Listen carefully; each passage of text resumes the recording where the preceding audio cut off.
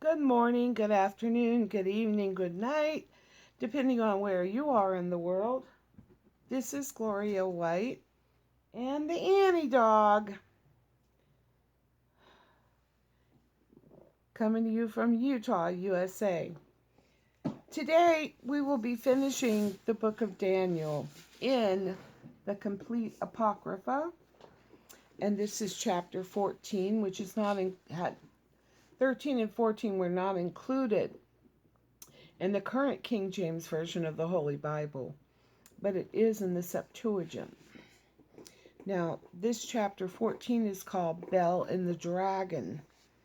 And this will finish the book of Daniel. King Astyages was gathered to his fathers, and Cyrus the Persian received his kingdom. Daniel lived with the king and was honored above all his friends. Now the Babylonians had an idol called Bel, and every day 12 measures of fine flour, 40 sheep, and 6 firkin of wine were spent on him. And the king honored it and went daily to worship it. But Daniel worshipped his own God. The king said to him, "Why don't you worship Bel?" He said, "Because I may not honor idols made with hands, but only the living God, who has created the sky and the earth and has sovereignty over all flesh." Then the king said to him, "Don't you think that Bel is a living God? Don't you see how much he eats and drinks every day?" Then Daniel laughed and said, "O king, don't be deceived, for this is just clay inside and brass outside, and never ate or drank anything." So the king was angry and called for his priests and said to them, "If you don't tell me who this is who devours these expenses, you will die.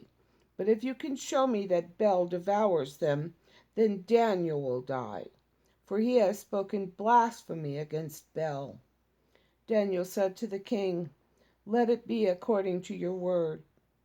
Now there were 70 priests of Bel, besides their wives and children. The king went with Daniel into Bel's temple. So Bel's priests said, "Behold, we will leave, but you, O king, set out the meat and mix the wine and set it out and shut the door securely and seal it with your own signet. Then, when you come in the morning, if you don't find that Bel has eaten everything, we will suffer death, or else Daniel, who speaks falsely against us." They weren't concerned, for under the table they had made a secret entrance, whereby they entered in continually and consumed those things. It happened, when they had gone out, the king set the meat before Bel.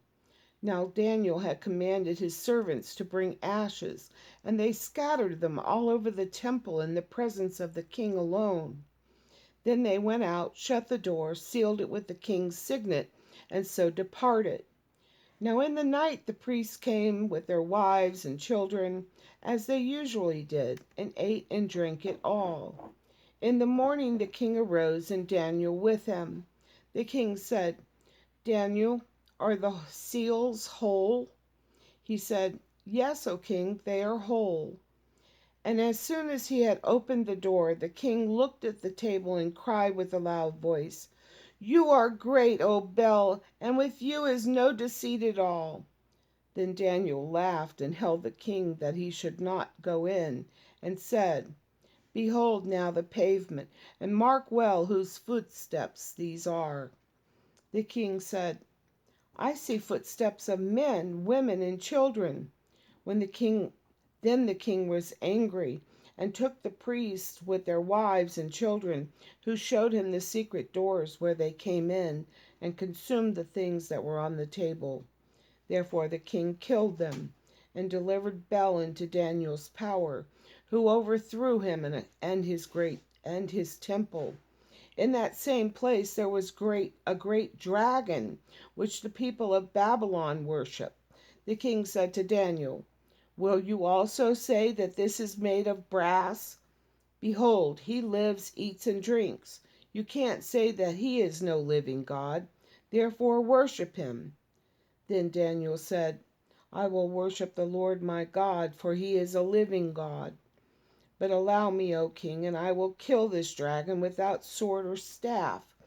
The king said, "I allow you."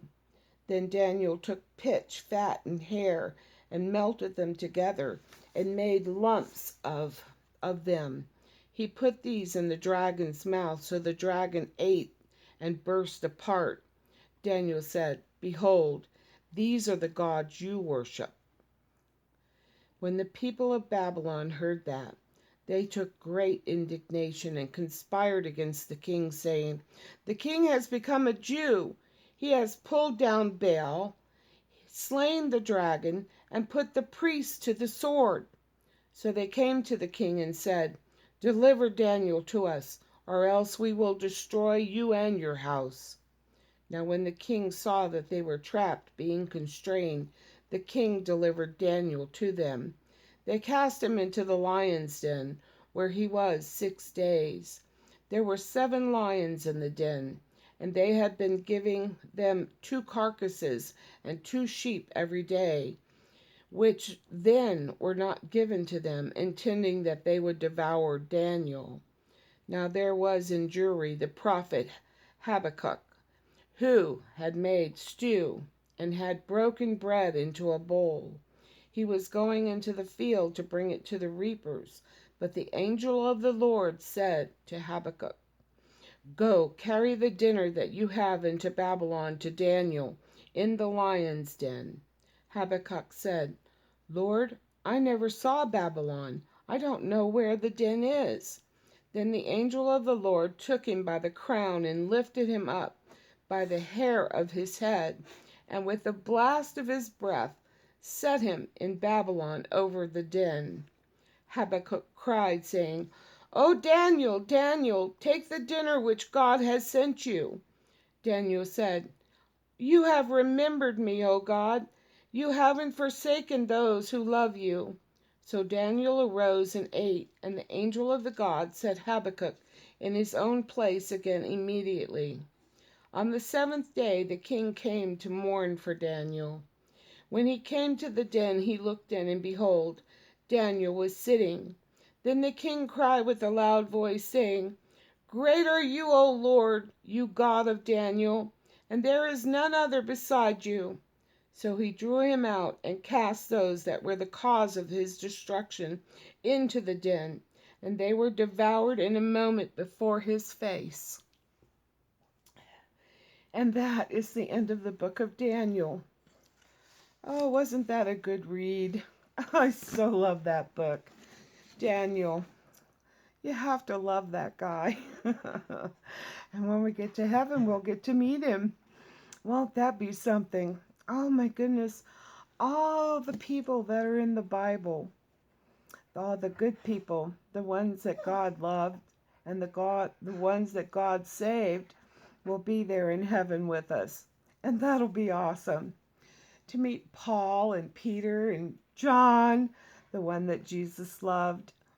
Oh my goodness. And King David and Solomon. Oh, wow. And Samuel and Elijah.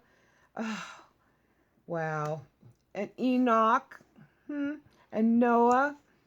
Oh, we'll meet them all, besides all of our family and friends who are there already or will be there with us. Guys, share your testimony. Tell people about Jesus saves. Let's not leave any behind. We can do it. We just have to get to it. And one word at a time, to one person at a time. And every opportunity that comes up to you, tell somebody about Jesus and how much he loves them. Oh my goodness, he loves us all so much. And Annie, she loves us all too. And as always, I love you.